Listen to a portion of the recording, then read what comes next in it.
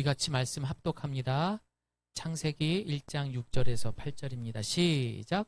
하나님이 이르시되 물 가운데 궁창이 있어 물과 물로 나뉘라 하시고 하나님이 궁창을 만드사 궁창 아래의 물과 궁창 위에 물로 나뉘게 하시니 그대로 되니라. 하나님이 궁창을 하느니라 부르시니라. 저녁이 되고 아침이 되니 이는 둘째 날이라. 아멘. 우리 옆에 분하고 인사하겠습니다. 새해 복 많이 받으세요. 우리 이렇게 인사하겠습니다. 52주 완주합시다. 시작. 자, 완주하신 분은 앞에 있는 제가 선물을 드리겠습니다. 네. 새해가 밝기 전부터 여러분 곳곳에는 많은 현수막들이 걸리죠. 무슨 현수막이죠? 많은 정치인들이 자신의 얼굴을 걸어놓고 또한 어떤 조합원이니 무슨 어디에 대표니 하는 사람들이 다 자신의 얼굴들을 하나씩 다 걸어놓고 새해 복 많이 받으십시오. 소망을 이루십시오. 라는 문구와 함께 많은 현수막이 걸려있는 것을 볼 수가 있습니다. 자, 그 현수막에 그렇게 자신들의 얼굴을 걸고 그런 이야기를 하는 것은 왜일까요? 저는 곰곰이 그것을 보면서 이렇게 생각을 했었습니다. 내가 한번 해보겠습니다. 다른 사람은 몰라도 이 얼굴 걸려놓은 저는 할 수 있습니다. 라는 것을 그 동네에 있는 분들에게 소개를 하는 것이죠. 나입니다, 나. 내가 누군 줄 아십니까? 저는 할 수 있습니다. 그런 의미가 담겨져 있는 거죠. 하지만 그렇게 했더니 되렵니까? 잘 안 되는 게 연약한 우리의 모습인 것입니다. 그러나 하나님은 우리를 사랑하십니다. 처음도 그랬고요. 그 마지막까지, 아니 그 벼랑 끝에서까지도 우리를 끝까지 구원하시는 그 하나님인 줄을 믿습니다. 또한 그 하나님을 내가 한평생 나는 죄인입니다. 주님과 함께 하겠습니다. 라는 약속을 하기 위해서 우리가 뭘 하죠? 세례를 받기도 하는 것입니다. 오늘 우리가 함께 보는 이 말씀을 통해서 과연 하나님이 우리에게 베풀어 주시는 그 놀라운 구원의 사랑과 그리고 그 계획에 대해서 우리가 오늘 말씀을 통해 함께 나누기를 바랍니다. 말씀을 보기 전에 우리가 스바냐 말씀을 함께 합독하고 시작하겠습니다. 시작. 너의 하나님 여호와가 너희 가운데에 계시니 그는 구원을 베푸실 전능자이시라. 그가 너로 말미암아 기쁨을 이기지 못하시며 너를 잠잠히 사랑하시며 너로 말미암아 즐거이 부르며 기뻐하시리라 하리라. 아멘. 여러분, 창세기의 말씀을 보면서 자칫 목적과 의미를 엇나가는 일이 없어야 됩니다. 제가 왜 이렇게 따박따박 말씀을 드렸냐면은 책 읽듯이 읽지 말라는 거예요.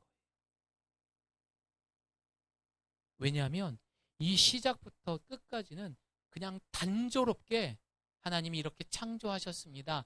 라는 그런 소설 같은 이야기가 아니라는 것입니다. 성경책을 곰곰이 이렇게 보니까요. 여러분 이해하기 쉬워요? 어렵죠? 저도 어려워요. 읽어도 모르는 부분은 끝까지 몰라요. 근데 왜 이렇게 만들었을까요? 여러분, 그래서 우리는 교회에 출석을 해야 되는 거고, 그래서 우리는 성경을 읽고 또 읽어야 돼요. 그렇게 했을 때 그 성경 속에 예수님께서 그 많은 비유를 통해서 천국의 그 보물을 발견하도록 이 성경을 읽어가게끔 하신 거예요. 여러분, 이 속 안에 이 비밀이 담겨져 있는 거예요. 보물지도 쉽게 찾으면 안 되잖아요, 여러분. 읽고 또 기도하면서 성경을 볼 필요가 있는 것입니다. 그래서 여러분, 우리가 성경을 읽을 때에 우리가 지난번에도 이야기한 것처럼 이것이 창조에서 아니면 진화냐 아니면 과학적으로 상식적으로 이게 맞는 얘기야? 이렇게 읽으면 될까요? 안 될까요? 안 된다라는 거죠. 안 된다라는 거죠. 그래서 여러분 이 관점에서 완전히 벗어나서 하나님이 우리가 성경을 읽을 때 가장 중요한 것은 뭐냐? 따라합니다. 구속사. 구속사적 관점으로 과연 예수님을 통해서 우리를 어떻게 구원하시는가, 어떻게 영원한 우리에게 생명을 주시는가, 구원에 대한 관점으로 예수님의 눈으로 그 믿음으로 성경을 읽어야 하는 것입니다. 그러니까 지금부터는 이해가 안 돼도 예수님께서 그 구속사적인 관점으로 성경을 읽기를 바랍니다. 성경을 대표하는 말씀은 요한복음 3장 16절이죠. 하나님이 세상을 이처럼 사랑하사 독생자를 주셨으니 이는 그를 믿는 자마다 멸망하지 않고 영생을 얻게 하려 하시니라. 예수 그리스도를 재창조의 모형 그리고 혹은 그림으로 이 성경 전체에 다 드러나게끔 하신 거예요. 그래서 성경 66권에는 예수 그리스도의 계시 이야기가 다 담겨져 있는 거예요. 한마디도 예수님의 이야기가 안 나오는데도 그 속에 예수님의 이야기가 다 들어가 있는 거예요. 그러니까 이것을 생각하면서 1월부터 시작하는 우리 이 창세기를 그렇게 묵상하면서 완주할 수 있기를 바랍니다. 여러분, 하나님은 살아계십니다. 그리고 이 하나님은 오늘도 우리에게 과거의 이 창조의 이야기를 통해서 야, 옛날에는 이런 일이 있었어 라고 말하는 게 아니에요. 2023년 오늘 이 설 예배서부터 내가 오늘부터 너를 이렇게 재창조할 거야. 오늘의 우리에게 하시는 말씀이라는 거예요. 옛날 이야기가 아니에요. 그렇게 너를 이끌어갈 거야. 그렇게 너를 새롭게 계획하고 목적까지 끌고 갈 거야. 라는 것이 이 성경에 있다라는 것도 여러분 꼭 기억하시기를 바랍니다. 이 세상은요, 여러분 말세의 때입니다. 진짜 주변을 돌아보고 생각하면 생각할수록 상상할 수 없는 그런 사건과 사고가 일어나고 있어요. 옛날에는 자식이 부모를 죽이면 이건 진짜 난리 나는 거죠. 부모가 자식을 죽이면 이건 말도 안 되는 거죠. 근데 요즘 어때요? 매일 일어나고 있어요. 매일. 말도 안 되는 일로 매일 사람들이 죽어서 나가는 세상 속에 살고 있습니다. 이런 세상 속에서 하나님은 예수 그리스도를 통해서 잃어버린 당신의 영혼들을 심폐소생술하면서 어떻게 하든 한 명이라도 살려보내려고 우리를 이 땅의 증인으로 불러주신 것입니다. 그렇게 하기 위해서는 우리가 이 첫 단추, 오늘 말씀부터라도 마음 단디 잡고 여러분 우리가 그 증인의 삶으로 완주할 수 있는, 그리고 성경 1도 꼭 할 수 있는 그런 예가교회 성도님 되기를 축복합니다. 오늘 본문을 읽다 보면은요, 여러분 창세기가 하나님이 창조를 며칠 동안 하셨죠? 6일 동안 하시고 마지막 7일 날 뭐 하셨죠? 안식일. 자, 여러분 지금 성경 많이들 읽고 있으니까 대답을 잘 하실 줄을 믿습니다.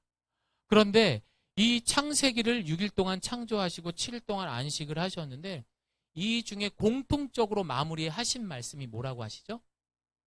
그래, 맞아요. 보시기에 좋았더라 라는 말씀을 하시는데 오늘 둘째 날에 그 말씀이 있어요, 없어요? 성경을 봐야죠. 있어요, 없어요? 마지막에 어떻게 끝나느냐면요, 저녁이 되고 아침이 되니 이는 둘째 날이니라, 이렇게 끝나요. 있어요, 없어요? 없어요. 알고 계셨나요? 여기서 왜 하나님께서는 이 둘째 날에 보시기에 좋았더라 이 말씀이 왜 없을까요? 여기서 좋았더라 라는 말은 하나님을 대표하는 그런 말 중에 하나인 선하신 하나님, 선한 목자 되신 주님 할 때 이 선이라는 말로 표현하게 되어 있습니다. 이 선은 히브리어로 토브라는 단어를 사용하게 되는데 이 토브라는 단어는 하나님이 계획하고 목적한 것이 보기에 좋았다, 이런 의미를 담고 있습니다. 그런데 하나님은 물로 덮여 있는 그 세상에 어떻게 해요?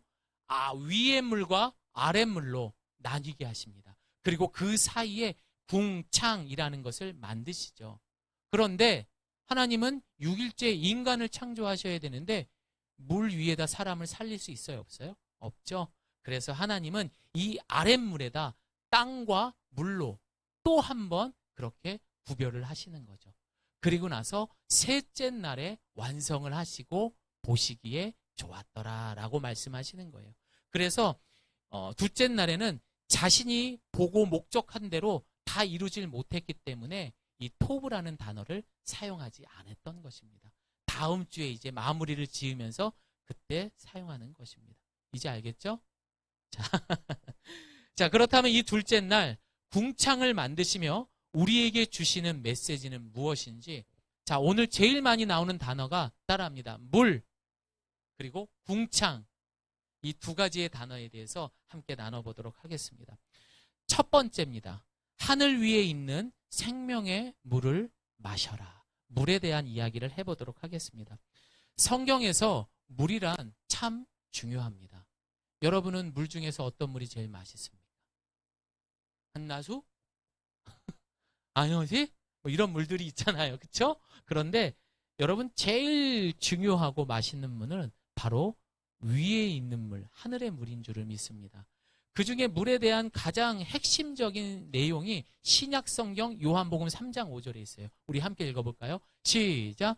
예수께서 대답하시되 진실로 진실로 내게 이르노니 사람이 물과 성령으로 나지 아니하면 하나님의 나라에 들어갈 수 없느니라. 사람이 물로 거듭나지 않으면요 하나님 나라에 갈 수가 없대요. 다시 말해서 이 물이 아니면은 하나님의 나라에 갈 수 없는 방법이 없는 거예요. 물이 그렇게 중요한 거였어요. 결정적인 역할을 한다는 거죠. 자, 또 하나 이 물에 대해서 함께 보도록 합니다. 요한복음 4장 13절 14절 시작. 예수께서 대답하여 이르시되 이 물을 마시는 자마다 다시 목마르려니와 내가 주는 물을 마시는 자는 영원히 목마르지 아니하리니 내가 주는 물은 그 속에서 영생하도록 솟아나는 샘물이 되리라. 아멘. 하나님께서는 물과 물 사이에 궁창을 만드셨어요. 그렇죠? 그리고 나서 따라합니다. 위의 물, 아랫물 이렇게 나뉘신 거죠. 자, 그렇다면 지금 사마리아 여인과 예수님의 대화를 통해서 위의 물과 아랫물에 대한 설명을 해주고 있는 거예요. 사마리아 여인은 목이 마른 예수님에게 물을 건네줍니다. 하지만 예수님의 말씀은 이렇습니다. 네가 준 이 우물을 먹을 때에는 계속해서 목마를 것이다. 우물을 푸고 파고 아무리 노력해도 이 땅에 있는 아래의 물을 마시게 될 때는 너는 영원히 목마르고 갈증이 날 것이다.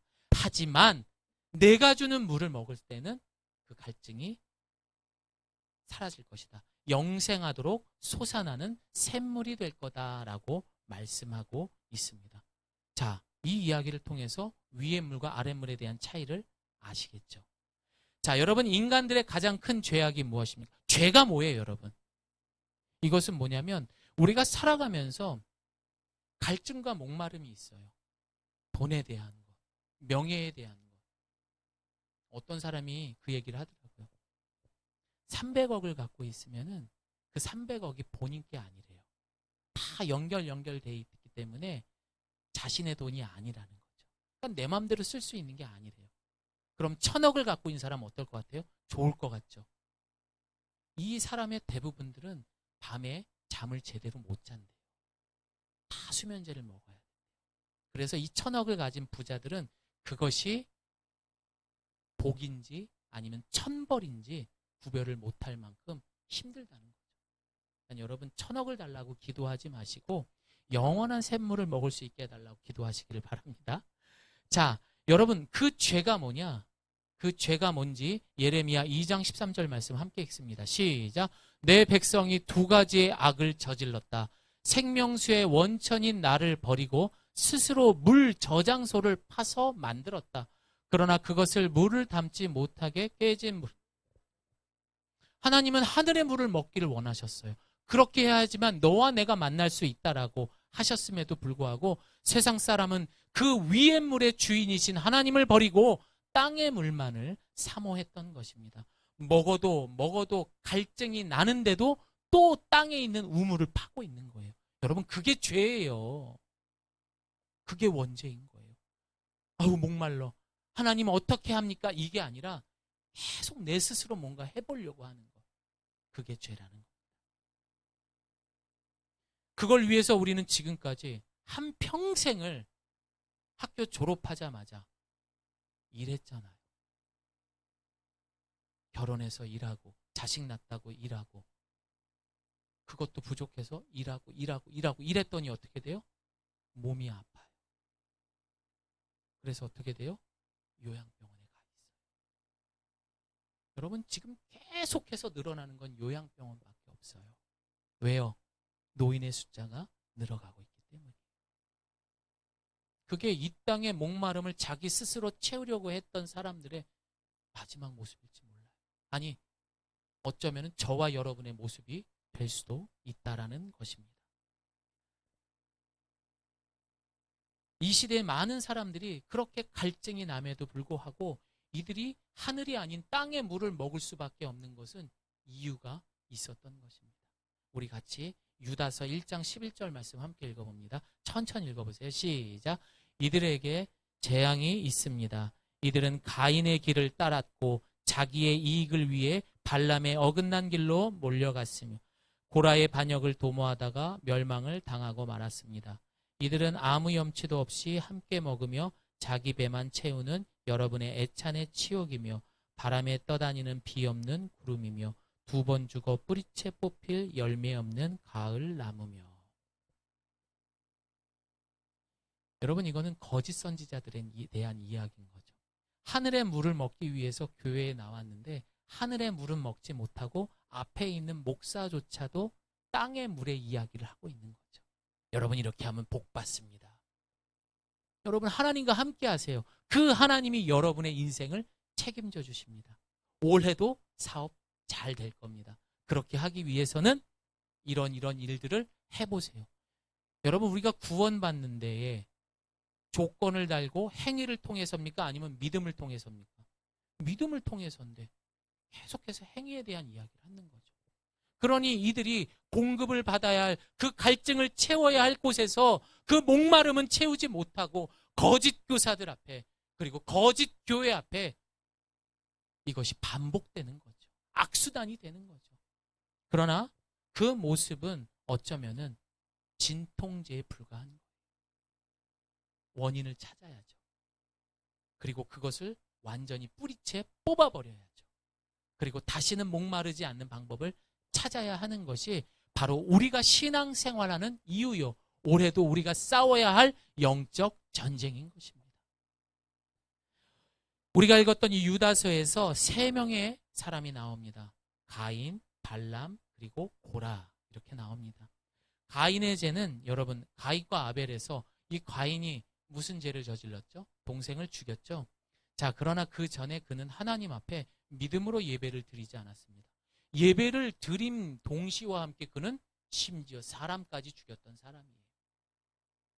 믿음의 예배를 승리하지 못한 자, 그게 바로 가인이라는 거죠. 예배에 승리하지 못했기 때문이죠. 자, 그리고 발람은 세상을 사랑하고 돈을 사랑했던 사람이었습니다. 세 번째로 고라는 광야에서 무리를 지어 모세에게 대항했던 사람입니다. 심지어 그는 영적 지도자를 무시하면서 모세가 이야기했던 젖과 꿀이 흐르는 가나안 땅이 아니라 애굽이 하나님의 땅이다라고 하면서 헛소리를 했던 사람이었습니다. 이런 사람들이 지금 오늘날 교회요 목회자라고 말하며 거짓 선지자 역할을 하고 있는 거죠. 그러나 그들만 우리가 손가락질할 게 아니라 성도라고 부름받는 우리의 모습을 한번 돌아보십시오. 우리도 가인과 발람과 고라와 같은 모습으로 살아가고 있지 않습니까? 예배에 실패하면 안 됩니다. 세상에 돈을 너무 사랑해도 안 됩니다. 또한 앞에서 말씀하시는 하늘의 물을 더 사모하고 영적 지도자와 이 공동체 생활을 잘 할 수 있기를 바랍니다. 그래서 교회가 필요한 거고요. 우리는 그래서 이 안에서 성경을 연구하고 매일매일 그 성경을 볼 필요가 있는 거죠. 우리 아모스 8장 11절에서 13절 말씀 함께 읽습니다. 시작.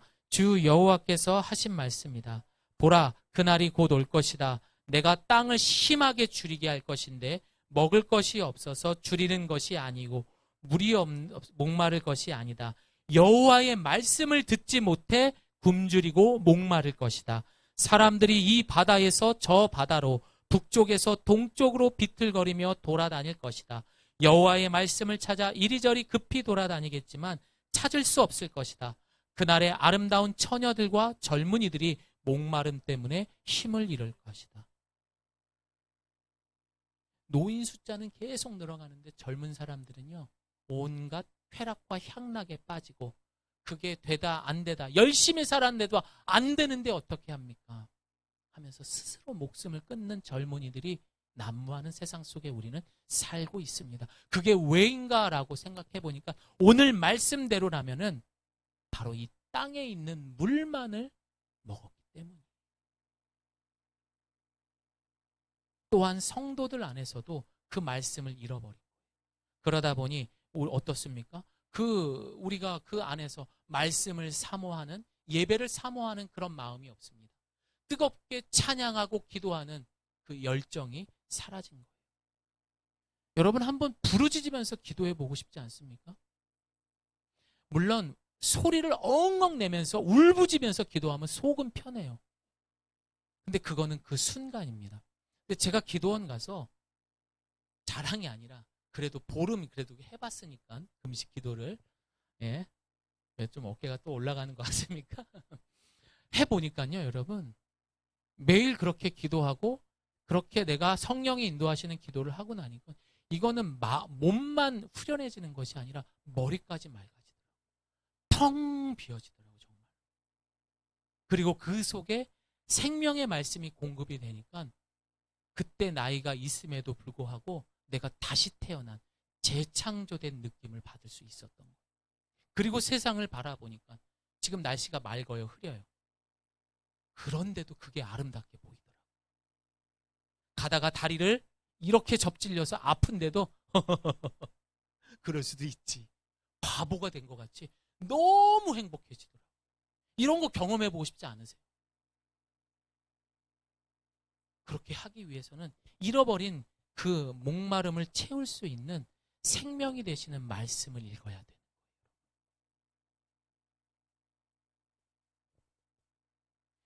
우리 안에 오늘부터 예수 그리스도에 대한 틀만 놔두지 마시고 그 안에 생명의 말씀, 생수의 그 물을 가득 채워서 방금 말씀드렸던 것처럼 우리가 이 땅에서 하나님이 주시는 그 참 복을 누릴 수 있는 저와 여러분 되시기를 소망합니다. 하늘의 물을 사모하십시오. 하늘의 물만이 우리를 2023년 살릴 수 있을 줄을 믿습니다. 자, 두 번째입니다. 그럼 하늘의 물의 의미는 무엇입니까? 그것은 바로 죄를 씻고 하나님께 나아갈 수 있는 길을 우리에게 보여주신 거예요. 궁창이라는 것은 다른 말로 하면 하늘입니다. 우리가 보는 이 하늘. 그래서 하늘과 하늘, 땅 이 사이에 하나님이 공기층을 집어넣게 된 겁니다. 히브리어로 이 궁창을 라키아라는 단어를 쓰게 됩니다. 이사야서 40장 22절 이 라키아의 뜻을 함께 보도록 합니다. 시작! 그분은 하늘을 휘장처럼 펴시고 사람이 사는 장막처럼 그것을 펼치신다. 라카라는 단어의 수동태입니다. 대장장이가 이 쇠를 이렇게 놔두고 나서 뜨겁게 달군 다음에 계속 때려요. 그럼 어떻게 돼요? 넓게 피잖아요. 그렇게 피는 것처럼 하나님께서 하늘을 만드셨대요. 그렇게 생각하시면 됩니다. 그럼 왜 하나님이 이 물과 물 사이에 이 넓은 라키아라는 것, 궁창을 만드셨을까요? 그것은 바로 하늘과 땅의 물을 구별하셨을 때 이 하늘의 물을 담아두기 위해서다라는 것입니다. 하나님의 목적과 계획대로라면 아까 말씀을 드렸던 것처럼 인간은 하늘의 물을 먹음으로 말미암아 하나님과 함께 하기를 원하셨어요. 또한 그 하늘의 물을 사모하고 먹어야만, 그 과정을 거쳐야만 하나님께로 갈 수가 있고 하나님 나라에 영원히 머물 수가 있는 것입니다. 그러나 지금 여러분 하늘을 보십시오. 그 위에 물이 있습니까? 구름과 수증기 정도만 있지. 그런데 창조과학자들의 이야기들을 물어보면 지금 바다나 강에 있는 이 땅에 있는 물만큼 하늘에도 동일하게 그런 물이 있었습니다. 그럼 왜 그 물이 다 어디 갔어요? 바로 노아의 홍수 때 그 물이 창이 나면서 다 쏟아졌기 때문입니다. 하나님의 성품은 여러분 거룩하세요. 죄와 반대되는 성격인 거죠. 그런데 그럼에도 불구하고 그 죄가 하나님 성품에 가까이 하려고 하고 그렇게 해서 오게 됐을 때 하나님은 반응하십니다. 그 반응을 뭐라고 하느냐? 따라합니다. 진노. 그게 바로 하나님의 진노예요. 하나님이 죄에 대해서 반응하는 그 감정, 그 마음을 진노라고 하는 거예요. 하나님이 제일 싫어하는 거예요. 왜? 그 죄가 하나님과 자기가 가장 사랑하는 인간과 끊어놓았기 때문이에요. 하지만 그것을 다시 연결할 수 있는 게 바로 하늘의 물, 라키아에 담겨져 있는 물이라는 것이죠. 이게 왜 맞는지에 대해서 구약에서는 증명할 수 있는 그림을 하나 보여드리겠습니다. 함께 보시죠. 구약 성경에 보면은요, 하나님 앞에 제사를 지내요. 제사를 왜 지내요?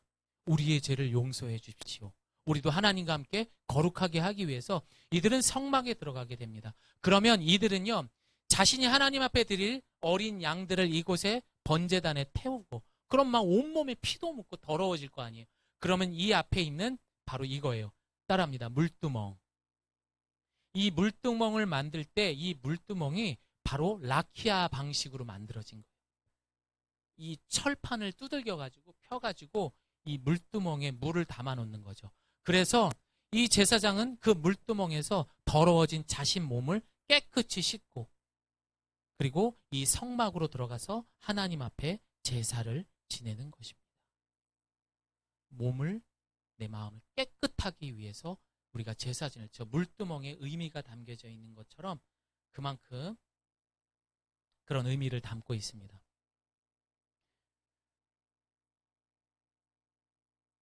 우리 같이 에스겔 말씀 함께 읽겠습니다. 시작. 내가 너희 위에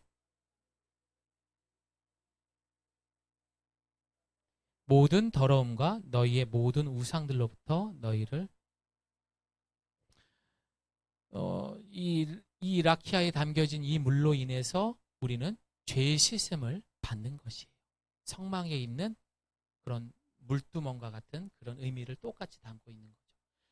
지금의 우리가 다시 깨끗이 될 수 있는 것은 오늘날에는 어떻습니까? 제사를 지내진 않잖아요. 지금 제가 막 번제단에서 뭘 태우거나 그러진 않잖아요. 하지만 우리가 예수님을 영접하고 예수님의 보혈로 따라합니다. 예수님의 보혈. 예수님의 그 피로 말미암아 우리를 구원받게 하신 것입니다. 아멘합니다. 예수님께서 2000년 전에, 그렇다면 2000년 전에 예수님께서 이 땅에 처음 오셨을 때 그 예표를 그대로 보여주세요. 첫 번째로 예수님이 이 땅에 보여주신 기적이 뭔 줄 아십니까? 바로 가나의 혼인잔치. 그 가나의 혼인잔치에 2장 6절 함께 있습니다. 시작. 거기서 유대인의 정결 예식을 따라 두세 통 드는 동 하랑아리에 6이 놓여 있는지라. 예수님께서 잔치 자리에 갔는데 이렇게 물 항아리가 6개가 있었습니다. 자, 그 속에다 물을 담아가지고 예수님이 뭘로 바꾸시죠? 포도주로 바꾸시죠.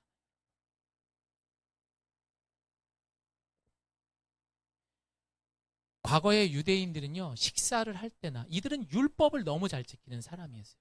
자기 몸을 정결하기 위해서 이 항아리를 가져다 놓고선 그 항아리에 있는 물로 다 씻고, 물이 너무 귀했거든요. 더운 나라잖아. 그런데도 그 아까운 물로 다 씻은 다음에 그렇게 한 다음에 식사를 했던 사람들. 그러나 그 물이 뭘로 변해요? 포도주로 변한 거죠. 그걸 통해서 너희들이 죄사함을 받고 구원받았다라는 것을 통해서 이 가나 혼인잔치를 통해서 너희들이 이제 하나님의 백성이 될 거라는 것을 예표하신 것입니다. 성경 곳곳을 보면요, 다 예수님의 이야기, 구원에 관한 이야기, 구속사적인 이야기로 다 연결되어 있는 거예요. 우리 창세기 이렇게 볼 거예요, 앞으로. 그러니까 집중하지 않으면 진짜 재미없어요. 그러나 또 재밌는 거는요, 이 가나 혼인잔치에서 항아리가 6개밖에 없잖아요. 성경에서 말하는 완전 숫자가 뭐죠? 7이잖아요. 그 7, 7개가 되는 건 어디죠? 바로 천국 혼인잔치에서 완벽하게 완성을 이루는 것입니다. 그래서 이 땅에서는 6개만, 그렇게 놔두는. 그러니까 이런 거 하나하나가 다 의미가 있는. 여러분, 오직 예수님의 보혈만이 우리의 죄를 씻음받고 우리가 하늘나라의 혼인잔치에 참여할 수 있게 되는 것입니다. 우리가 혼인잔치에, 이제 천국 혼인잔치에 올라가게 되면은, 다시 말해서 이 땅에서의 생을 마무리하게 되면은 진짜 삶이 시작이 되는 거예요. 두 가지의 삶이에요. 그 혼인잔치에 참여하는 삶이냐, 그렇지 않는 삶이냐. 우리가 혼인잔치의 삶에 갔을 때는 이 땅의 더러운 모든 것을 벗어버리고 이제는 고통과 고난도 없는 하나님과 함께하는 그런 삶을 살게 될 것입니다. 그렇게 하기 위한 방법은 바로 예수님의 피밖에 없다라는 것입니다. 바로 이 예수님의 보혈이 하늘의 물을 상징하는 거예요. 세 번째로 궁창을 통하여 보여주시는 것. 그렇다면 이 궁창은 무슨 의미를 담고 있는가? 이것은 하나님의 은혜입니다. 온 땅의 물이 가득하면 여러분 어떨까요? 물속에 잠수 몇 분 이상 합니까? 변기령제. 한 15분 합니까? 여러분, 우리가 물속에 들어가서 아무리 잠수를 많이 해도 2, 3분이면 정말 많이 하는 거예요. 그런데 죄송합니다. 물이 없이 살아가면 한 보름까지 물을 안 먹고도 살 수가 있어요. 하지만 공기 없이 살아간다면 2, 3분도 못 버틸 것입니다. 그만큼 우리는 숨을 쉬며 살아가야 되기 때문에 이 공기가 중요하죠.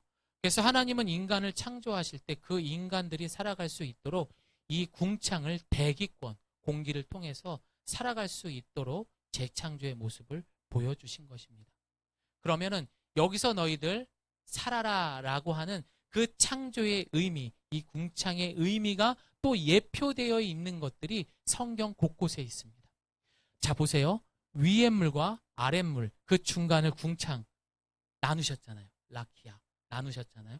그러면 물과 물 사이를 나누게 되면서 나오는 장면이 출애굽에 있어요. 물과 물이 갈라져요. 어디죠? 홍해.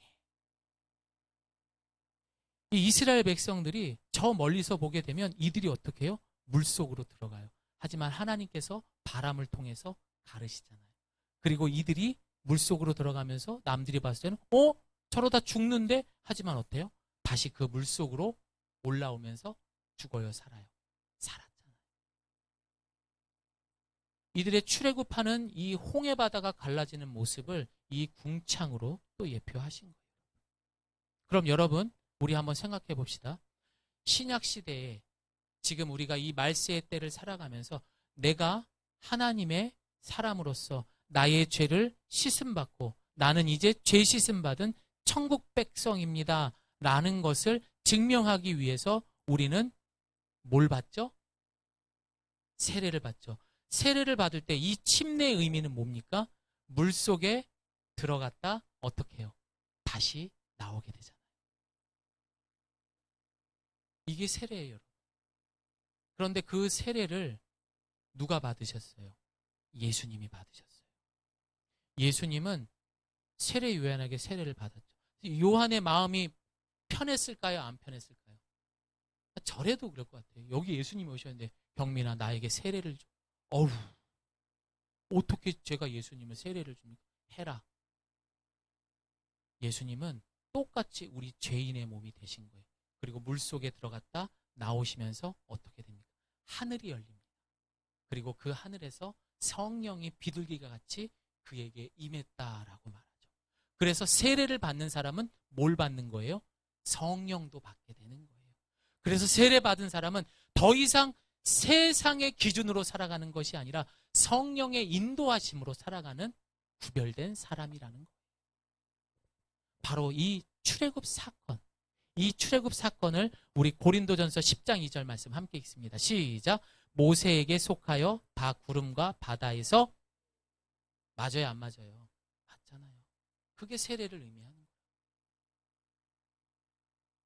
그래서 예수님의 보혈의 능력으로 다시 거듭남을 드러내는 것. 물과 물 사이를 나누시면서 궁창, 사람이 살아갈 수 있는 그곳을 만드셨다라는 것은 처음도 나중도 다 하나님이 우리를 구원하기 위한 그런 목적과 이유가 있었다라는 것입니다. 여러분, 세례는 회개의 세례라고 말하는 거예요. 그러니까 이 세례를 받은 사람은 평생을 내가 죄인이었던 사람이 이제는 의인으로 살아갑니다. 이제는 하나님 백성으로 살아갑니다. 라는 것을 여러분 기억하시기를 바랍니다. 우리는 이제 성령의 이끌림을 받는 사람들이에요. 성령을 받은 사람들이에요. 아셨죠? 그래서 여러분, 기도가 안 될 때, 말씀이 이해가 안 될 때, 그때마다 우리의 조력자가 되시는 누가 있어요? 성령이에요. 내 옆에 계시는 거예요. 근데 왜 이렇게 짜증을 내고 왜 이렇게 바쁘게 살아요? 성령님 어떻게 합니까? 성령님 도와주세요. 그렇게 기도할 수 있기를 소망합니다. 올해는 성령을 통하여서 성령의 많은 기적과 역사를 경험할 수 있는 예가교회 성도님 되시기를 소망합니다. 이 세례의 의미는 결국에는 뭐를 또 예표하느냐? 십자가에서 죽으시고 부활하신 그 십자가 사건도 그 의미를 담고 있는 거예요. 그러니 우리도 십자가에 죽지만 마시고 부활할 수 있는 예가교회 성도님 되시기를 소망합니다. 이제 말씀을 마무리합니다. 누가복음 16장에 보면은요, 부자와 거지 나사로의 이야기가 나오게 됩니다. 이 이야기가 시작될 때 어떻게 이야기하냐면 이렇게 시작해요. 어떤 부자가 있었는데 그는 항상 자색 옷과 고운 베옷을 입고 날마다 즐기며 사치스럽게 살았다. 그러나 거지는 어떻게 살았냐? 상처투성이의 몸으로 살았다. 이렇게 말합니다. 자, 그러나 성경은 이렇게 말합니다. 훗날 이 땅에서 거지처럼 살았던 이 나사로는 죽어서 아브라함의 품에 안겨 있고, 그리고 부자는 지옥의 고통을 당했다. 성경에서 말하고 있습니다. 누가복음 16장 24절 함께 읽습니다. 시작. 불러 이르되 아버지 아브라함이여 나를 긍휼히 여기사 나사로를 보내어 그 손가락 끝에 물을 찍어 내 혀를 서늘하게 하소서. 내가 이 불꽃 가운데서 괴로워하나이다. 지옥은 물이 없는 거예요. 여러분 아시겠죠? 얼마나 목이 말았으면 이렇게 물을 찍어서 그 한 방울만 달라고 말했어요. 여러분, 이 땅에 살아가는데 지금 지옥에 있는 부자처럼 그 한 방울의 물도 못 마시면서 살아가고 있는 사람들이 오늘날 지옥에서 살아가는 사람들이에요. 겉으로 보기에는 멀쩡해 보여도 그들의 속마음은 말이 아니죠. 맨날 그렇게 쫓기고 속상해하고 걱정하고, 그러니 몸이 아픈 거죠. 그래서 그 아픈 분들이 왜 이런 말을 합니까? 내가 이렇게 될 줄 몰랐어.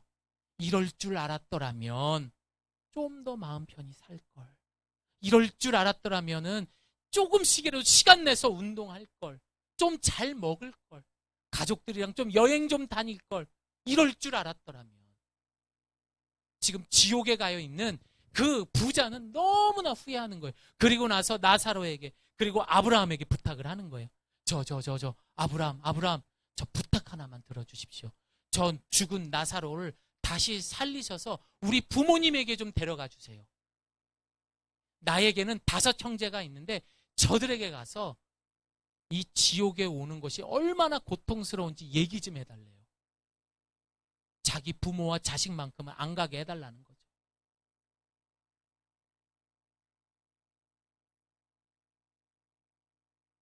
죽은 사람이 살아서 돌아가야만 그 사람들은 믿을 것 같아서 내가 부탁하니 제발 아브라함 그렇게 좀 해주세요.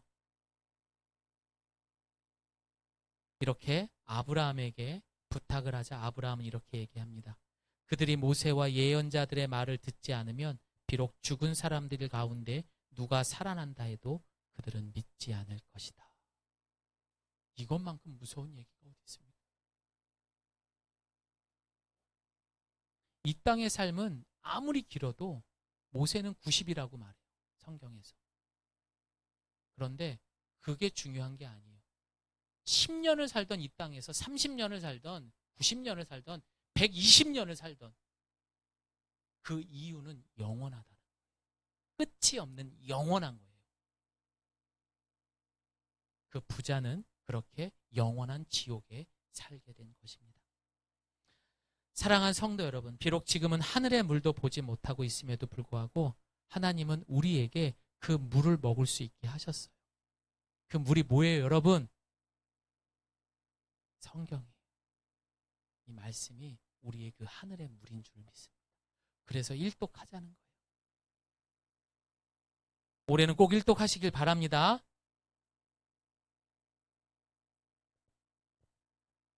우리가 이 말씀을 매일 읽었을 때 갈증이 나지 않는 그 생명수를 계속 공급받는 거예요. 우리 몸에도 70%가 물이에요. 물을 먹지 않으면 사람은 죽어요. 말씀을 먹지 않으면 우리의 영혼이 사망합니다.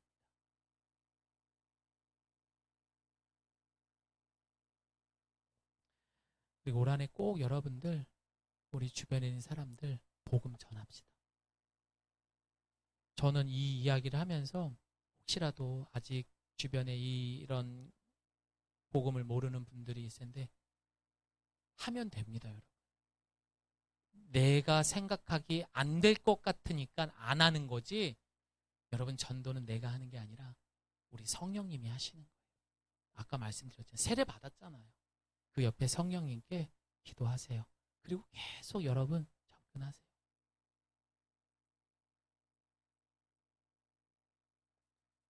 저도 꼭 교회에 나오기를 바라는 저의 가족에게 편지 썼어요. 그리고 줬어요. 다시 시작하자, 신앙생활.